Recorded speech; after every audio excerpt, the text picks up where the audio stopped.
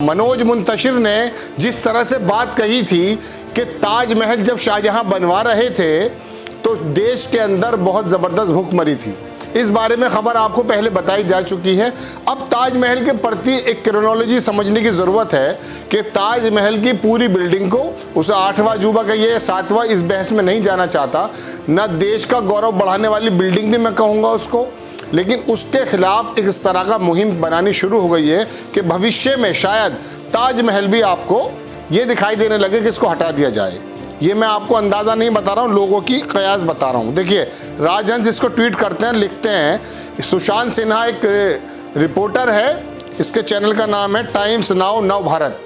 इस पर इसने ताजमहल के बारे में जो पूरी की पूरी एक न्यूज़ की पाठशाला बताई है, जो पहले भी ये बता चुका है झूठ के आधार पर।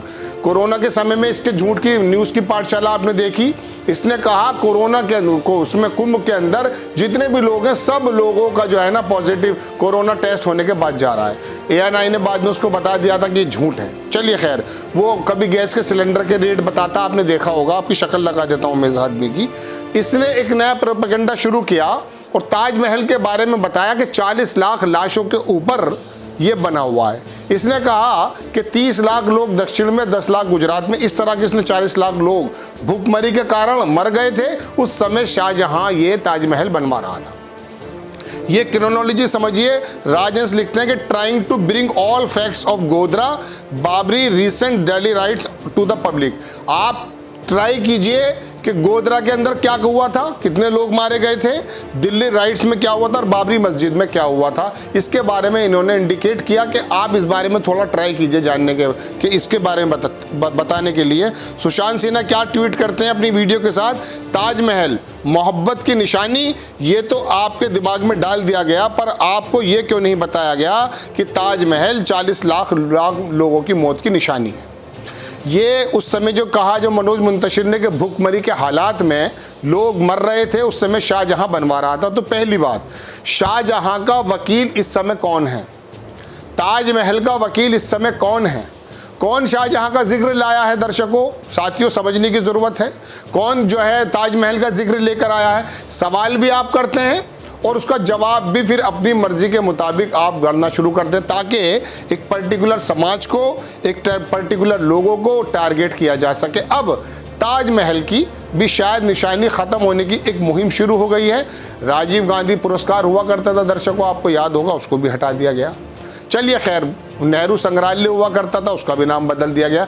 यानी कि पुराने लोगों की जो भी चीज़ें हैं वो सब बदल दी जा रही हैं और नए लोगों का नए परिपेक्ष में नाम रखा जा रहा है। आप इसका छोटा सा वीडियो देख लें। इस वीडियो में देखिए ये कहता क्या है और अपनी न्यूज़ की पाठशाला में इस जाहिल एंकर की आपको मैं पोस्टमार्टम करके बताऊंगा कि इसी की इस खबर के अंदर कहां कहां क्या क्या कमी है। आप ये वीडियो देखें। गुजरात और दक्षिण के इलाके में भयानक अकाल पड़ा हुआ, लोग भूख से मर रहे थे, खाने के लिए नहीं था, और एक राजा ऐसा था जो ताजमहल बनवा रहा था, उस पर करोड़ों खर्च कर रहा था। वीडियो आपने देखा दर्शकों। अब मनोज मुंतशिर को कहता कि वो बहुत सही कहते हैं। मनोज मुंतशिर बोलते हैं, ये गीतकार हैं, पहले आपको बता चुके कि ताजमहल के बनने में 9 करोड़ रुपया खर्च हुआ है।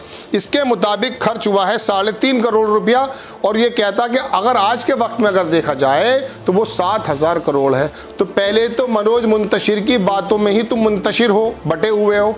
या तो मनोज मुंतशिर को कहो ठीक है, अगर वो ठीक है तो वो तो 9 करोड़ रुपए बताता है, और ये बंदा बताता है 7,000 करोड़ रुपया बिला वजह खर्च कर दिया गया है। 8,000 रुपए का उड़न खटोला प्रधानमंत्री जी अपने लिए ले आते हैं जहाज, उसके बारे में बोलने की हिम्मत है क्या मिस्टर पत्रकार? 20,000 रुपए का सेंट्रल विस्टा बना दिया जाता है, उसके बारे में बोलने की हिम्मत है आपकी? आप नहीं बोलेंगे 10 लाख का सूट पहने मोदी जी, 25 लाख का सूट पहने, आपकी हिम्मत नहीं, आप ताजमहल पर जाते हैं। लेकिन बहरहाल दर्शकों, आपका ध्यान हटाने की ज़रूरत है। ये वीडियो में आपने देखा, इसके बहुत सारे झूठे मैं आपको बता सकता हूं, लेकिन मैं आपको बताता हूं कि इन खबरों के अलावा क्या ये गोधरा के ऊपर जो लोग मारे गए हैं, दिल्ली राइट्स में मारे गए, क्या उनका डाटा है? उनको छोड़ दीजिए। किसान कितने मर चुके हैं, क्या सरकार के पास या इसके पास कोई डाटा है? या इस आदमी ने ताजमहल को बदनाम करने को या शाहजहां को बदनाम, हम कब कहते हैं शाहजहां जो है वो मुस्लिमों का नबी है या देश का नबी है या भारत का है? आक्रांता थे इनके बड़े बूढ़े, आए मर गए, खप गए, हड्डियां गल के खत्म हो गए। इनको याद है कश्मीरी फाइल के अंदर कितने पंडित मारे गए हैं, कितने ब्राह्मण मारे गए, इनको याद है। 30 साल बाद बताएंगे ये।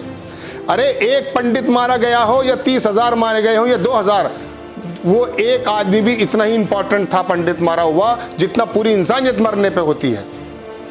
लेकिन इनको प्रोपेगेंडा करना है, इनको इस तरह का जो है नए नए जो है ये टॉपिक्स लेकर आने, ताकि एक पर्टिकुलर समाज को किसी भी तरीके से मशकूक, यानी कि उनको बता दें कि ये लोग ऐसे ही थे। 40 लाख लोगों की लाश बताता है कि भुखमरी हो रही थी। अब सुनिए, सिराजुद्दौला, इसके बारे में एक मिसाल है लखनऊ में कि जिसे न दे मौला उसे दे सिराजुद्दौला। क्यों?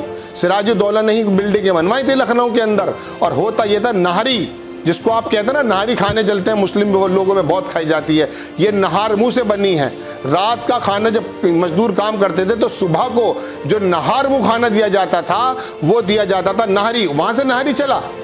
तो भूखे लोगों को खाना तो खिलाता था सिराजुद्दौला, जिसके बारे में वहीं के लोगों ने मिसाल बनाई कि जिसे ना दे मौला उसे दे सिराजुद्दौला। हम इस बात को नहीं कह रहे, लेकिन मैं मिसाल दे रहा हूं आपको।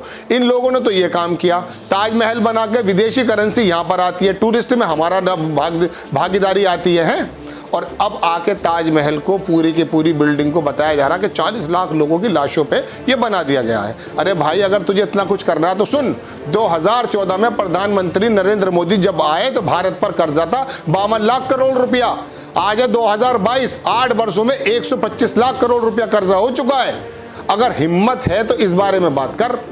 70 वर्षों में कर्जा 52 लाख करोड़ रुपया, और इन 8 सालों के अंदर 72 लाख करोड़ रुपया कैसे बढ़ गया? सवा लाख करोड़ रुपए के करीब के 52 लाख और 1.25 के बीच में 72 लाख करोड़ रुपए का फर्क आता है।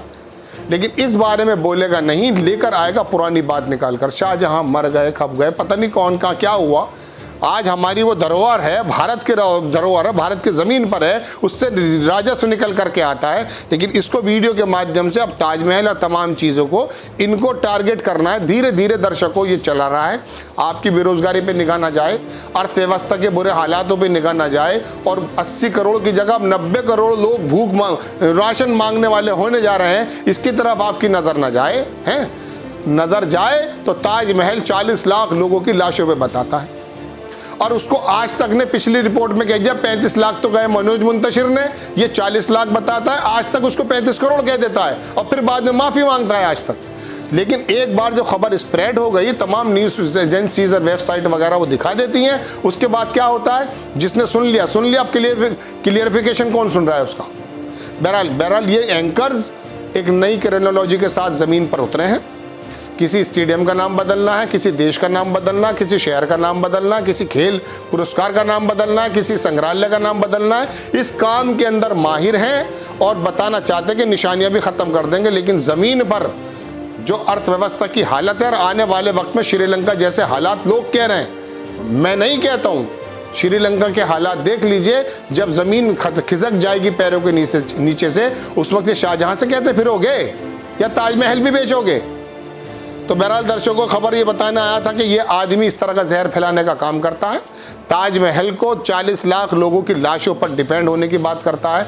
आपको ये क्रोनोलॉजी समझनी चाहिए, और इनके झूठे प्रोपेगेंडों में इसलिए नहीं आना चाहिए क्योंकि यही पत्रकार जब न्यूज़ की पाठशाला अपने चैनल पे लाता है, कहीं का है इधर का पूरब वगैरह का, ये ला करके उसके अंगली दिवस का फेल है, इसको ट्रोल किया जाता है।